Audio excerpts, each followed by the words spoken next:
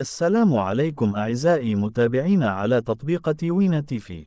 تنقل من قناة كورة لايف تونيزيا، وقد خصص التطبيق لمشاهدة بث مباشر وملخص مباريات كأس العالم قطر 2022.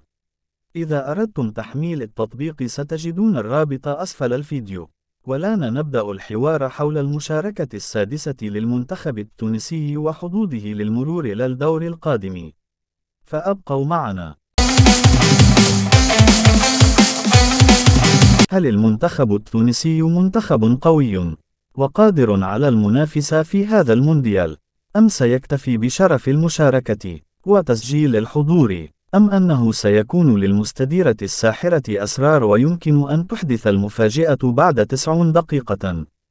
أسئلة كثيرة سوف نجيب عنها في هذا التقرير بعد هذا الفاصل القصير. All bets on sports. What is fair? Huge winnings. What is fair? High odds. What is fair? Fast pay. What is fair? What is fair? Bookmaker Company. 1xBet has a huge choice of casino games. You can play Andar Bahar. Try your luck at Sikpo. Or hit the jackpot at roulette.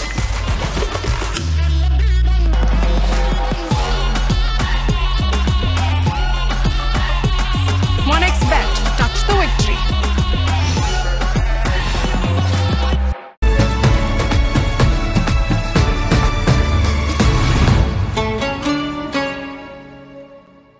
ولاد عاملين عليكم هنا في قطر، الجمهور الكل موجود، مينيموم كل يوم كل طرح 30,000 متفرج. احنا موجودين معاكم، ما تكونوش تحسوا رواحكم وحدكم. والبلاد محتاجه فرحه يا الاولاد، ونعملوا عليكم وان شاء الله دوزيام تور يا ربي، وتحيا تونس.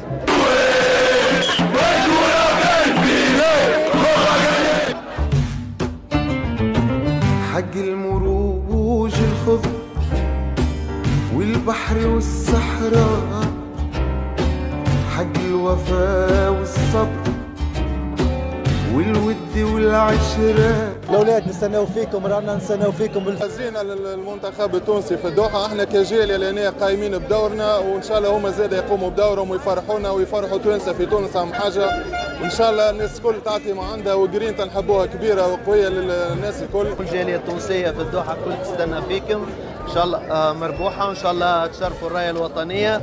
نشجعهم لاخر لحظة، ديما معاهم، احنا عنا ثقة فيهم، ما نقول لهمش وصلوا للنصف النهائي والا الدوري. المهم اخدموا بقلوبكم ونحن معاكم ونشجعكم لاخر الفصل. اللي عليكم والباقي على الجمهور. ولي فيفا تونيزي.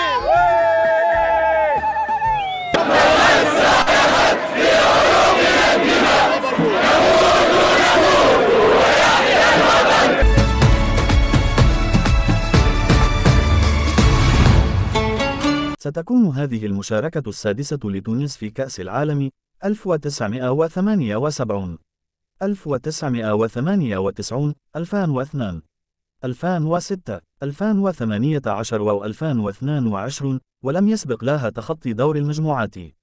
خسرت تونس 6% من مبارياتها بكأس العالم، 9/15، وهي ثالث أعلى نسبة لمنتخب خاض 15 مباراة على الأقل في البطولة، خلف السعودية. إذا لاحظنا تصنيف المنتخب التونسي فهو يحتل المرتبة 30 عالميا، أنه لم يحدث أن تجاوزت تونس عتبة الدور الأول أو حققت 6 نقاط، ما عدا النتيجة الخرافية التي حققتها تونس سنة 1978. حصدت آنذاك 4 نقاط، والكرة مستديرة ويمكن أن تحصل المفاجأة. نعم، يمكن أن تحصل المفاجأة بتسجيل هدف أول ضد فرنسا والتعديل في الدقيقة 7، ولكن هل لعاقل أن يتخيل انتصار تونس على فرنسا في كأس العالم؟ طبعا لا، وهذا ليس استنقاص لقيمة منتخب تونس، ولكن موازين القوى بدنيا وفنيا ترجح فرنسا للفوز. أما المنتخب الدنماركي فهذا مختلف تماما، وهذا ما سنراه بعد هذا الفاصل القصير. مباراة برعاية موقع الرهانات الرياضية رقم 1 في تونس فينبت 365. لمشاهدة المباراة يكفي أن تقوم بالتسجيل في ظرف 5 دقائق فقط. مشاهدة جميع المباريات بدون إعلانات مزعجة أو تقطيع. رابط الموقع تجدونه أسفل الفيديو في قسم الشروحات. لايف سبورت، لايف كازينو، سبورت فيرسويل، والربح مضمون. منصة رائعة. كود تيليفي مقارنة بالمواقع الأخرى.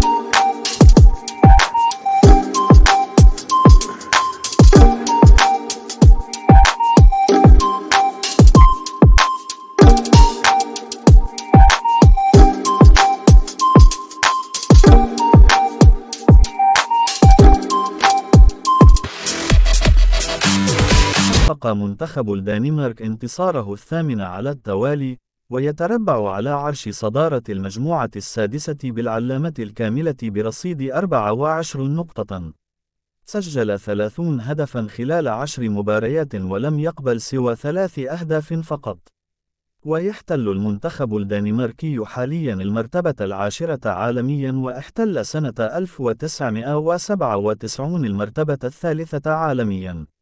عدد المشاركات هو 5 وفضل نتيجة هو الدور ربع نهائي. خسر في الدور النهائي خلال اليورو الفارط 7 جويليا 2021 هدفين مقابل هدف. لنقيم المنتخب الدنماركي خلال 8 مباريات تصفيات المونديال التي انتصر فيها. سجل ضد جزر فاروه في الدقيقة 85. ضد إسرائيل افتتح في الدقيقة 23 وسجل حتى الدقيقة 90+1. مع ملدوفيا افتتح في الدقيقة 23 وسجل 4 أهداف في الشوط الأول. سجل ضد اسكتلندا في الدقيقة 35. وافتتح الثلاثية ضد صربيا في الدقيقة 15. افتتح الانتصار ضد النمسا في الدقيقة 28. وافتتحت الفوز على فرنسا باء ثنائية في الدقيقة 33. أرقام مرعبة. وحظوظ تونس مرتبط بنتيجة مباراة الدنمارك. إذا أراد الناخب التونسي المرور فعليه باللعب دفاع الخط واللعب على الأجنحة والهجوم المعاكس السريع والمباغت. والشوط الثاني طبعا سيكون مختلف تماما. مبادرة تونس بالهجوم مع أخذ الحيطة دفاعيا.